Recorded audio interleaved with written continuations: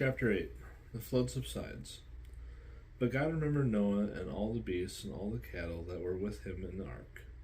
And God caused the wind to pass over the earth, and water subside. Also the fountains of the deep and the floodgates of the sky were closed, and the rain from the sky was restrained. And the water receded steadily from the earth, and at the end of the 150 days the water decreased. In the 7th month, on the 17th day of the month, the ark rested upon the mountains of Ararat. The water decreased steadily until the 10th month. In the 10th month, on the first day of the month, the tops of the mountains became visible. Then it came about at the end of 40 days that Noah opened the window of the ark which he had made. And he sent out a raven, and it flew here and there until the water was dried up from the earth. Then he sent out a dove from him, to see if the water was abated from the face of the land.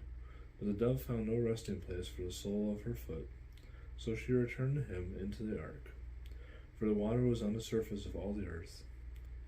Then he put out his hand and took her, and brought her into the ark to himself. So he waited yet another 7 days, and again he sent out the dove from the ark. The dove came to him toward evening, and behold, in her beak was a freshly picked olive leaf. So Noah knew that the water was abated from the earth. Then he waited yet another 7 days, and sent out the dove, but she did not return to him again. Now it came about in the 601st year, in the 1st month, on the 1st of the month, the water was dried up from the earth. Then Noah removed the covering of the ark, and looked, and behold, the surface of the ground was dried up. In the 2nd month, on the 27th day of the month, the earth was dry. Then God spoke to Noah, saying, Go out of the ark, you and your wife, and your sons wives with you.